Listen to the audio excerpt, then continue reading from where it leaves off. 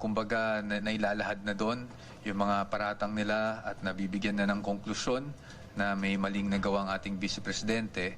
At sa pananaw ng defense, dapat yon ay kumbaga sa kanila pinapatunayan nila through their witnesses and not through statements. Kaya po we really recorded our objection to such statements at nagpapasalamat naman po tayo sa patience rin ni Representative De Lima at nagpapasalamat din tayo sa ating presiding officer at nakita naman niya yung point natin.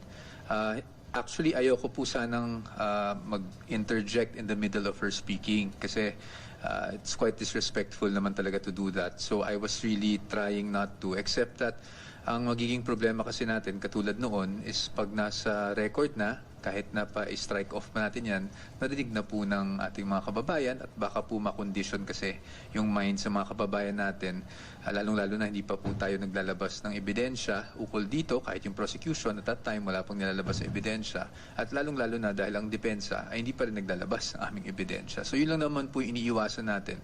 But I have to say that again, I'd like to pay my utmost respect for Representative De Lima for being patient also with the objections that I recorded earlier. Attorney, sa first witness, hindi po kayo nag-cross-examination. Is it part of your legal strategy or talaga nakita nyo lang na hindi na kailangan mag-cross-examine? Well, sa totoo lang, it wasn't really on the legal strategy side. It was more of, doon naman sa naging testimonya ng witness, wala naman tayong nakitang issue doon.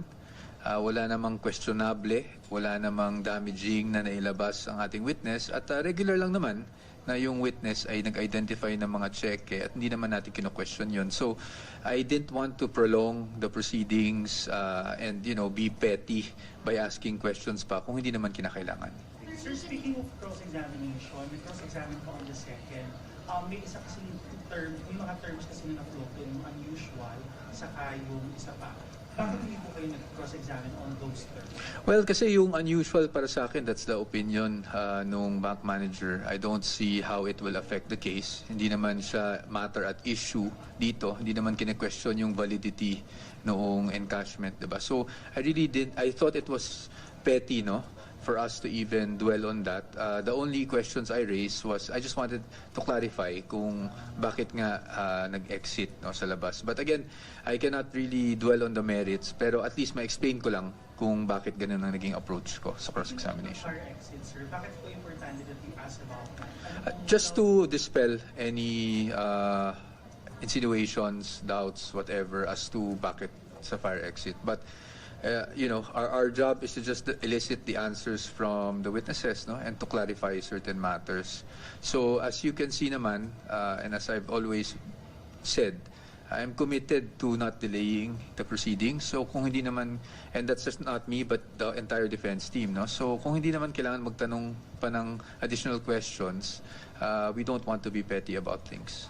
Attorney, kung naging mabilis kayo ng proceeding, COA na ang next, So, Opo. paano yan? Mas magiging matindi na ba ang mga tanungan at cross-examination? Sa amin naman po, hanggat makakaya, kung pwede namang hindi na questionin ng mga bagay-bagay in terms of official documents, etc., hindi na ko rin naman po gagawin, hindi na nang gagawin ng defense team. Pero, syempre, mas masalimuot pagdating sa COA because I'm sure mas maraming tanong din ang mailalabas ng prosecution ukol dyan, no, to make their case. At syempre tayo, we will also have to react accordingly.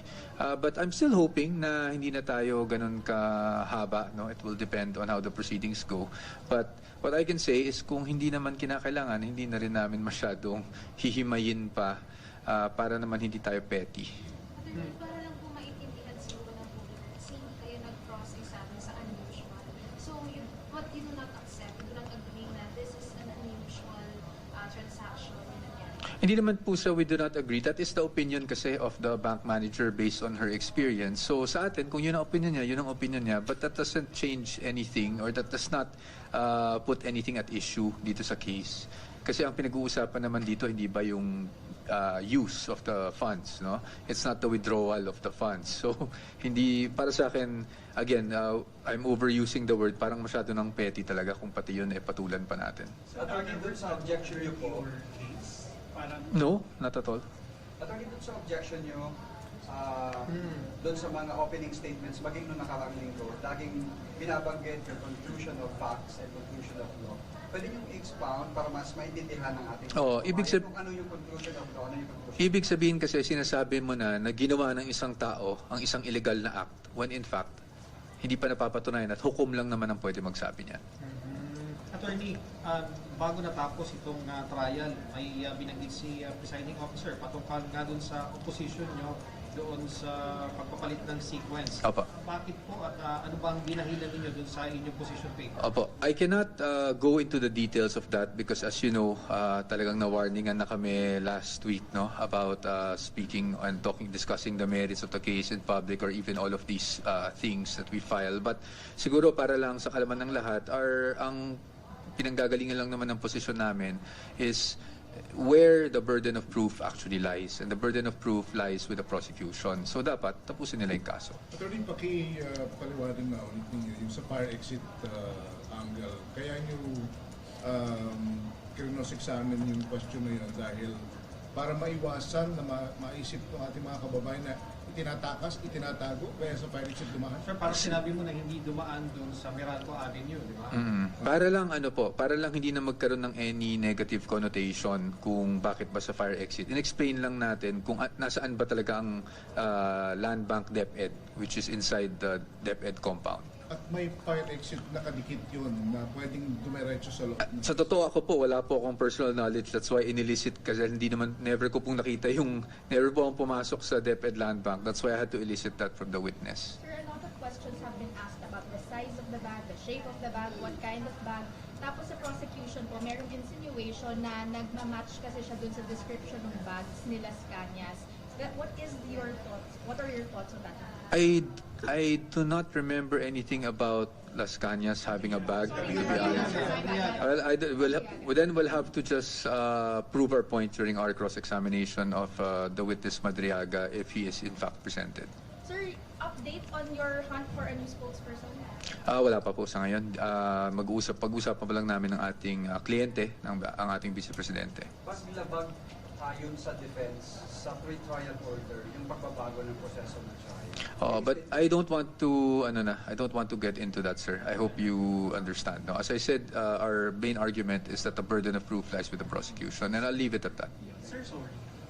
Response lang, comment lang po sa insinuation na baka daw kaya ayaw ng defense na magbago yung arrangement dahil wala pa daw kung available na witnesses. Any comment or clarification? That's not true. Okay, thank you very much. Sir, your comment on dun sa issue kay Senator Pia and kay Attorney Jokno about the supplies. I do not comment on issues that I'm not involved in. Hindi po ako yung taong nakikisawsaw sa mga issues. Thank you very much. Thank you. Okay. Iaakyat sa Supreme Court if napag-usapan na po ba ng defense team yung subpoena po sa financial records? I'll let you know once there's an update on that. Thank you. Thank you, sir. Thank you very much. Schedule better or no? No, what? Do you like the morning schedule? You should ask me better questions. Pero attorney, No, but kung gagawin 10:30, Kasi na nga eh. Kasi